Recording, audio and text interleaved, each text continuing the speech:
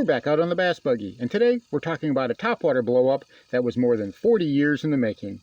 Stick around, you'll want to see this one.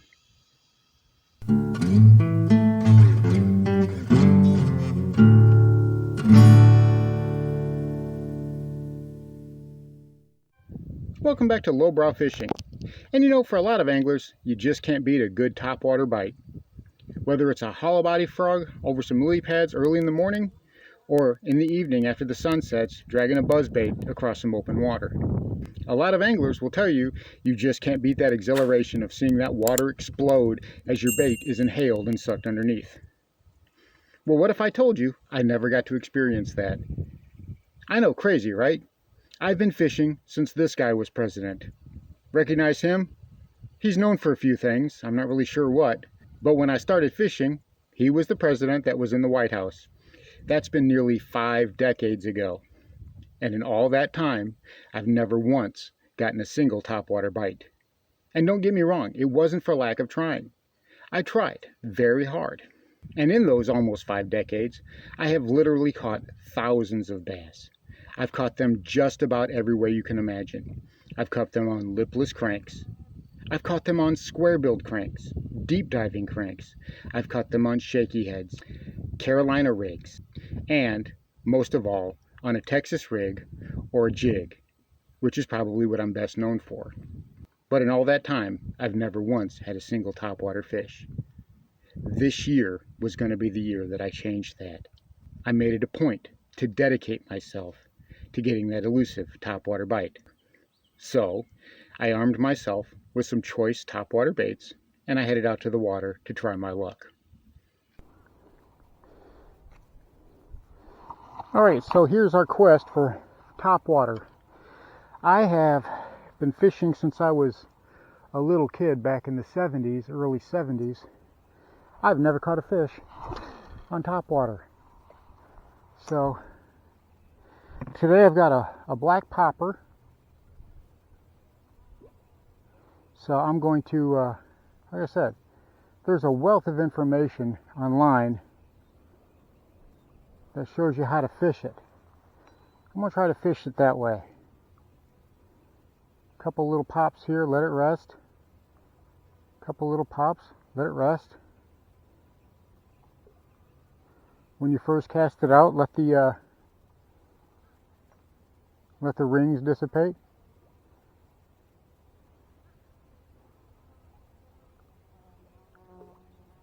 Pop it in place a little bit. I've watched a million YouTube videos on how to do it. On how to fish topwater, every type of bait. So everybody keeps saying try it. Well, we're going to be documenting it. We're going to be chronicling it. My attempt to catch topwater, to get a topwater bite. I've had one topwater bite in my entire life and I didn't even get the fish. It was on a buzzbait right over there at that break wall, on that wooden break wall. And it's been, I don't know, 2 years ago. And it was at night. So we're going to try it a few times. We're going to try. And even though the first time didn't go as planned, I wasn't discouraged. Okay, that's one try down, and if at first you don't succeed, try again, right? And so I did. But this time, I got wise and I thought maybe it's time to enlist some help. So I contacted pro angler Matt Steffen, and he was able to give me some pointers and hopefully point me in the right direction. So, armed with some newfound knowledge, I headed out to the water again.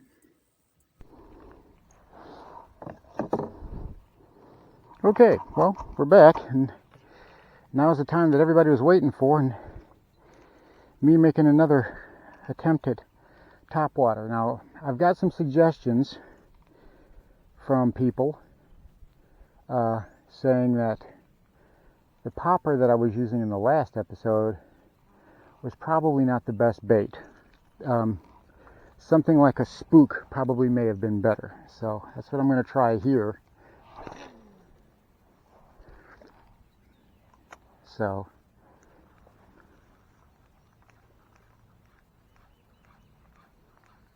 and I'm working that Where did you go? Okay, well, now I got to figure out how to work this stupid thing. See, here's the thing, is I am not going to play around and act like I know something, act like I know a lot about something that I just don't know a lot about.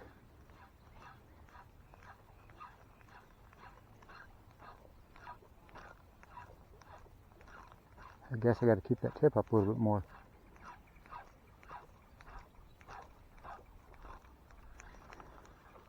Okay, I got to see what's wrong because this bait is not acting right. Everything looks okay. Maybe I'm missing a split ring on the front. I don't think it ever came with a split ring. So that spook was, I just could not get it to straighten up. It was fouled up almost every cast. I couldn't work it right. So what we have now is a Berkeley Chapo in bone color. So a whopper plopper style bait. And we're going to give that a try.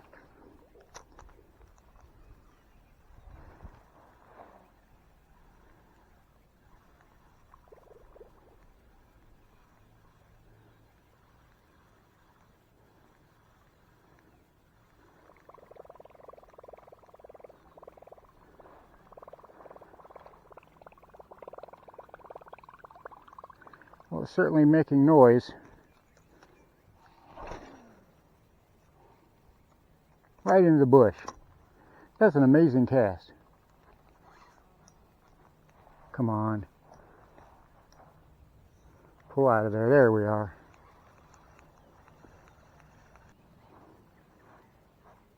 Okay, here we are. This is where I lost my favorite jerkbait last time, in this spot here.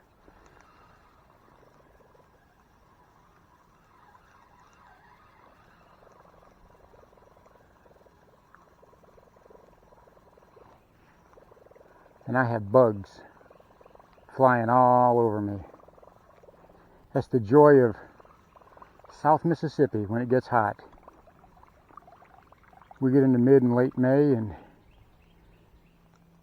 well, those bugs just come out to play. I'm gonna let that sit for a second. Let those rings dissipate for a little bit and then I'm gonna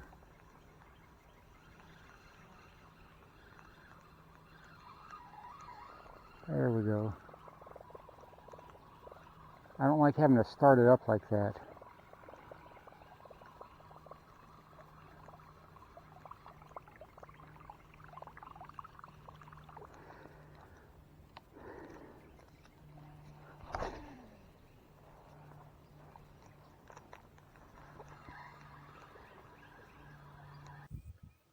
And even though I struck out again, I was undeterred. That topwater blow-up was going to be mine. So I got back in touch with Matt. I showed him some of the stuff that I was throwing and the gear that I was using. And he gave me some more suggestions for the type of water in my area, what might work best, and how to work it. So armed with that knowledge, I headed back out to the water again. This time, feeling a lot more confident that I would finally taste success. This is what happened. Alright, Matt, Stefan. I've got the buzzbait rigged up with the white trailer, per your suggestion. Today's going to be all about the buzzbait. Today's going to be all about the topwater. Let's see if we can catch anything as the topwater quest continues. Okay, we've got actually overcast skies. Temperatures are down quite a bit today. It's only about 80 degrees out here. That's because we've had some good storms come through.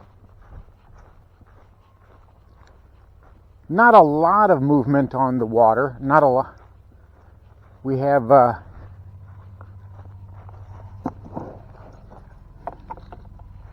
right, here we go. We're going to be working this buzzbait. This is a 3/8 ounce KVD.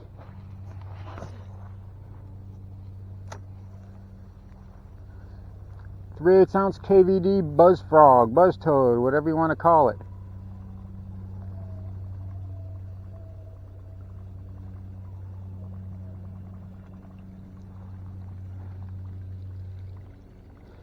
Works pretty good so far.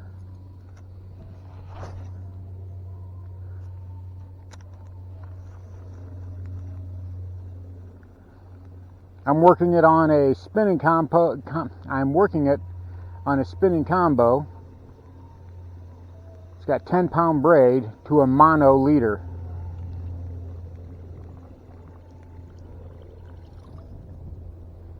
But we're going to be working this for just a minute.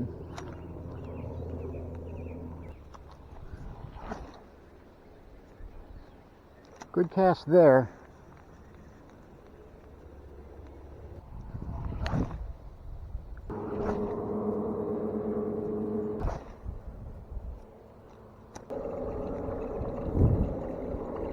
Tell you what, that buzzbait is making all kinds of noise, but I just don't like that trailer. I'm going to change that trailer out. Well, this is what I'm going to be using on that buzzbait, because these are the trailers that I have. This is what came with it.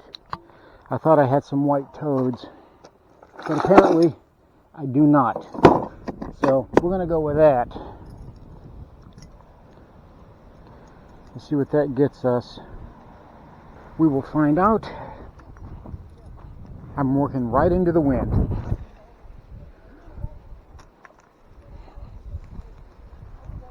Certainly, let me see what I have here. Well, that looks okay. Now, is that going to catch a fish now that the wind picked up? I don't know. I have no idea.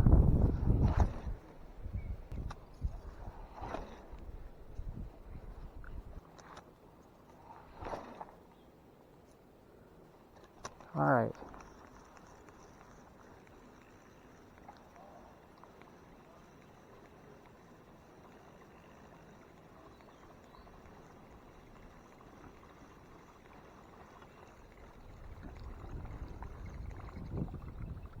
Okay, the wind is picking up. I've changed to a jerk bait. Let me see if I can do anything with this.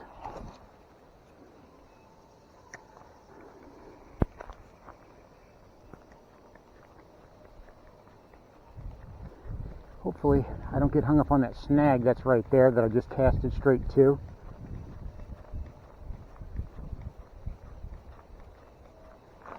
There we go, I'm on. Go get up here, you. That's a nice little chunker right there. First cast, Matt. First cast. Let's go ahead and get the pliers because I got him good. He wasn't going anywhere. So now my frustration was starting to mount. I could easily catch fish with every other type of presentation. Be it a jerkbait, a Texas rig, a jig, a spinnerbait. I was not having trouble catching fish. The problem was catching fish on a topwater. And I was going to the lake early in the morning, late in the afternoon, and even in the evening at night, and I was not getting any luck. But I kept working with it. I kept dedicating myself to working that topwater whenever I could. And we had a breakthrough.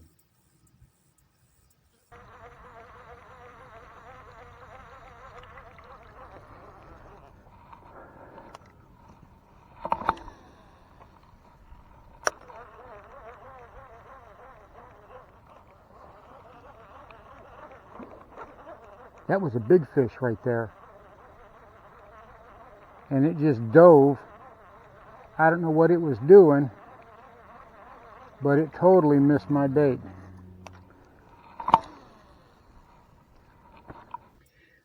So as you can see, while I didn't catch that fish, I felt like I was on to something.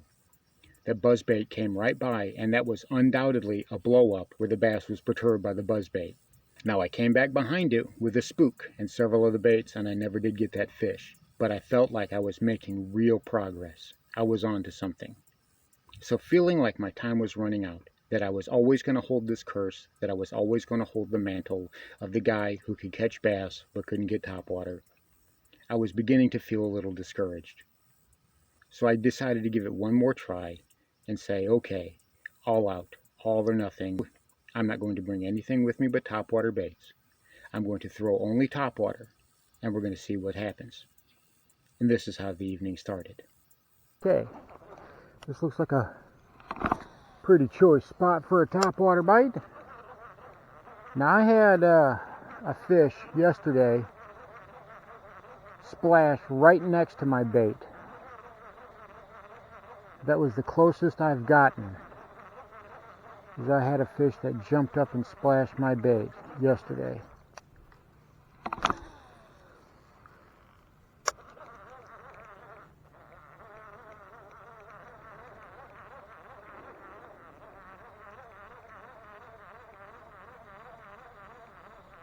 I was throwing this same buzz bait with this same trailer, this buzz toad.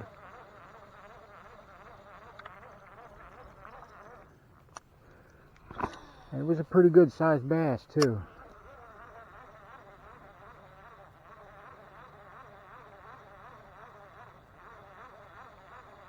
So everything went as usual. I threw the spook, I threw the buzz bait. I was not getting anything.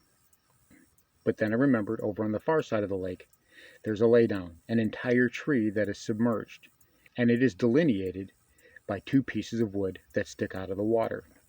In between there is where that tree is. So it's easy to spot and it's easy to fish. I fished it with a jig, a chatterbait, and Texas rigs, and I pulled fish out of there all the time. I figured this would be a good spot to work that spook. So that's what I did.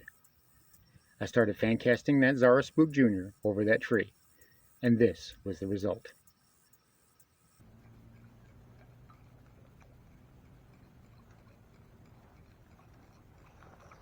They just don't feel like going after the old topwater, do they? Kaboom. Do that one with some damage.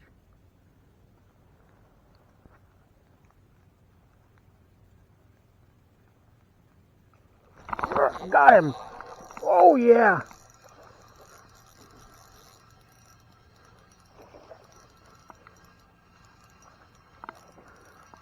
First topwater fish. First topwater fish ever.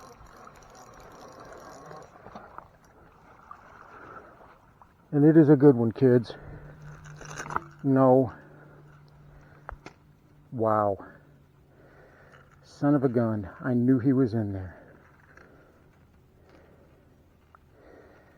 First topwater fish ever. I gotta see if I can get the darn hooks out of your face now.